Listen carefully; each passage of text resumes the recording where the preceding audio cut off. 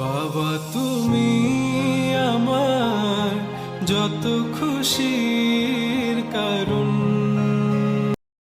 আসসালামু আলাইকুম এভরিওয়ান। আজকে আমি আমার জীবনের সর্বশ্রেষ্ঠ একজন মানুষের কথা বলবো, যে সারাটা দিন সারাটা জীবন অন্যের কথা ভেবে এসেছে। নিজের কোনটা ভালো কোনটা মন্দ কোনো দিন ভাবে নেই সে। আমাদের প্রত্যেকটা স্বপ্ন পূরণ করার চেষ্টা করেছে, কিন্তু দিন শেষে সে বড্ড ক্লান্ত। তাকে দেখার মতন আমরা ছাড়া কেউ নেই। নেই তার মা, নেই তার বাবা, নেই তার ভাই বোন। হ্যাঁ, তার কথাই বলছি, আমার বাবা। আমার আব্বু জীবনে বড্ড কষ্ট করছে, কিন্তু এখন সে আশা করছে যে তার সন্তানেরা তাকে ভালোবাসবে, তাকে সম্মান করবে, তাকে আগলে রাখবে। আর হ্যাঁ, আমিও বিশ্বাস করি যে আমার আব্বুর স্বপ্ন আমি এবং আমার বোন পূরণ করবই।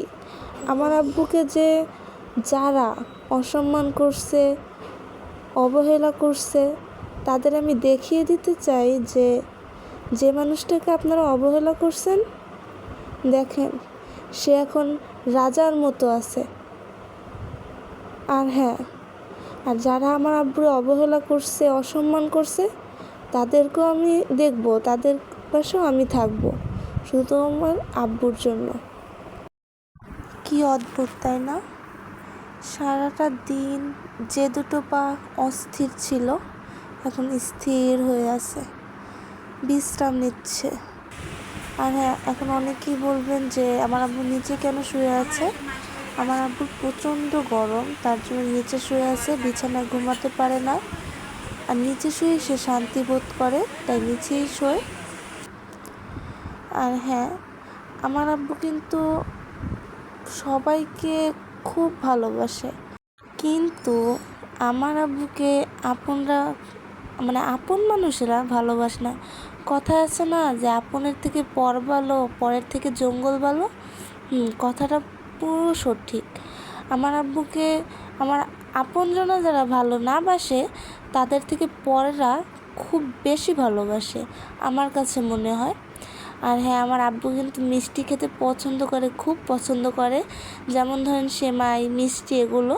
তার জন্য এখন রাতে রান্না করে দিয়েছি আমার আব্বুর জন্য। আর হ্যাঁ, নিজের হাতে যে আমার আব্বুরে খাওয়াতে পেরেছি, এটাই আমার শান্তি। আমি তো আমার রবের কাছে প্রত্যেকটা মোনাজাতে বলি, এই মানুষটা বেঁচে থাকুক, অনেকটা বছর বেঁচে থাকুক। যতটা বছর তাকে আমি শান্তি না দিতে পারছি, তাকে স্থির হয়ে বসতে না দিতে পারছি, কারণ সে তো এখন আমাদের জন্য অনেক কিছু করছে, যা হিসাব করার মতো না। ভালো থাকুক, সুস্থ থাকুক, পৃথিবীর প্রত্যেকটা বাবা ভালো থাকুক, সুস্থ থাকুক।